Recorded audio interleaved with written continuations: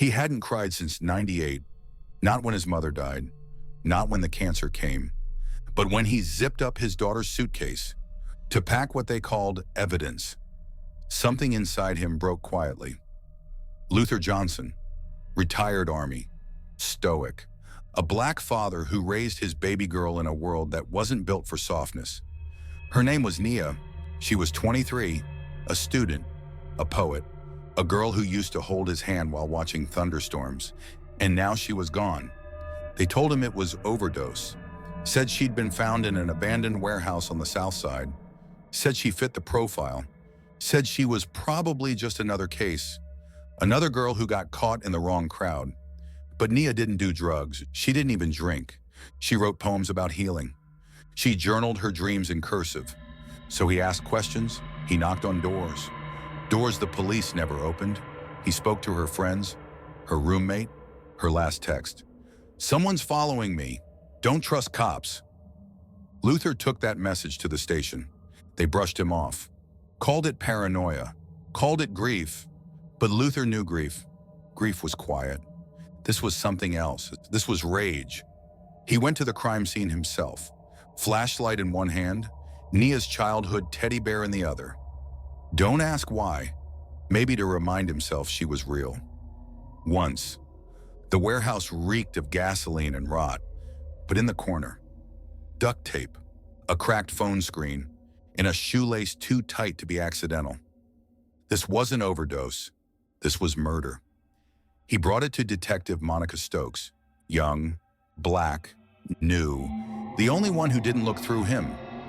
She listened, really listened, and something in her shifted. Because this wasn't the first girl. She pulled the files they didn't want her to pull. Girls gone missing with the same profile, same wounds, same wrong cause of death, but no pattern, because no one wanted to see one. Black girls don't get serial killers. They get silence. Until now, the deeper they looked, the more it made sense. Or didn't. Victims between 2018 and 2022. 9 in total, no media, no press conference, just girls gone, and fathers burying memories. The killer left marks, tiny ones, carved initials on the back of their necks, letters that didn't match their names. When Luther saw them, he froze. He'd seen those letters before. On an old soldier's file, someone from his Army unit, honorably discharged, but always off. Darren Lee. He worked as a security contractor now. Private firm, no record. But Luther remembered. He remembered the way Darren used to talk about cleaning the streets, about deserving purity, about God and punishment, like he was judge, jury, and executioner. Luther told Monica.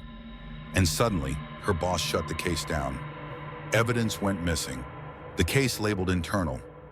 But Monica didn't stop. She ran a DNA test from one of the warehouse bags, got a partial match. But the result was flagged. Confidential, federal hold. That's when she realized they weren't just covering for a killer, they were protecting him. Someone high up, someone connected, and now, someone watching. Luther started getting calls. No voice, just breathing. His tires slashed, his house broken into, but nothing taken, just a single item left on the kitchen table.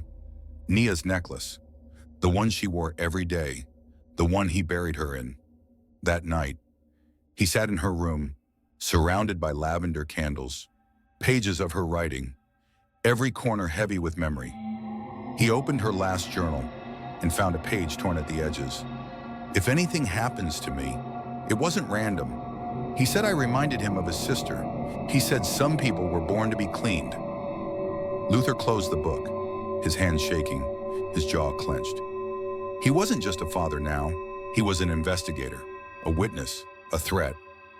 Monica called him the next morning, her voice low, shaken. "They suspended me, said I violated protocol, but I know where he is."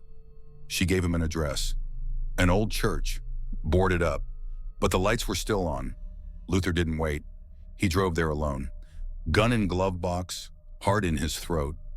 And as he stood outside that door, hand trembling on the knob, He thought about every girl who went missing, every father who never got answers, and every system that chose silence over justice. Then, the door creaked open. A figure stood in the shadows. Not Darren, someone else, smiling. "I was wondering when you'd come." He didn't flinch. Not when the figure stepped forward.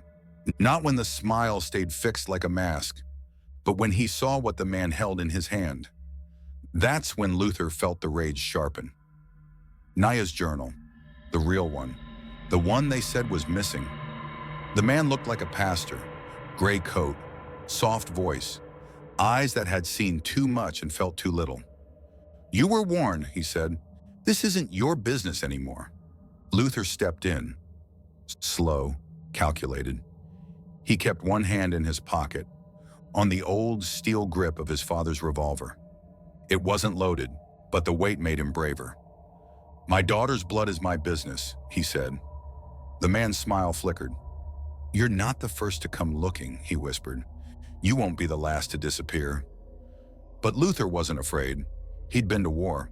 He knew what monsters looked like, but he never thought they'd be dressed in collars and protected by pensions. Just then, a voice from behind. "Drop the journal." Detective Monica Stokes, gun drawn, badge out, eyes burning. She had followed Luther, knew he'd go alone, knew he'd be walking into a grave. The man hesitated, then dropped it. It hit the floor with a dull thud, like the sound of truth landing too late. They cuffed him. He didn't scream, didn't fight, just kept repeating, "You don't understand the mission." Back at the station, they tried to bury the arrest, said he was just a trespasser. No ID, no record. But Luther had the journal, and Monica had the tape. She'd recorded everything. Inside the journal, names, dates, rituals, confessions. Some pages signed with the initials, D.L. Darren Lee. His name, his methods, his mission. But he wasn't working alone. The journal mentioned a network. Officers, security guards, even a retired judge. Men who believed they were cleansing the city. Men who believed black women were disposable. 9 victims, maybe more. And every time someone got close, they were silenced, reassigned, discredited, or disappeared. Monica's boss tried to fire her, but the press got involved. Luther leaked the story, first to a black community blog, then to a national outlet. And just like that, the silence broke. Families started speaking out. Photos flooded in, faces of the forgotten, and the city trembled. But Darren Lee, the man Luther believed was behind Naya's death, he was gone, off the grid. No trace, no sightings, just one message, sent to Monica's phone. No number, just words. "You're next." They tightened security, but Monica didn't back down. She held a town hall, read the victims' names out loud, looked every mother and father in the eye, and said, "We failed you, but we won't again." Meanwhile, Luther sat at Nia's grave, reading her journal, line by line, teaching himself the woman his daughter had become. Page 54, a poem. Handwritten, raw. "If I go missing, don't look in the alley, look in the light. That's where the shadows hide." Those lines stayed with him, haunted him, guided him. He knew Darren was still out there. He knew the web ran deep. He knew justice was not a moment, it was a war, and he wasn't done. Weeks later, a girl went missing in another state, same signature, same carved initials.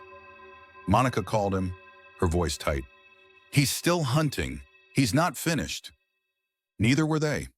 They packed their bags, left the city, and followed the trail. Because this wasn't about revenge. It was about all the daughters still breathing, and all the fathers who still had time. They would find him, or die trying.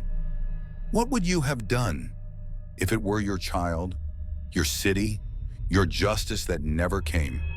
This isn't over. Share this story, because silence protects killers, and stories like this need light. Subscribe to this channel for part 2 and feel free to drop your comments.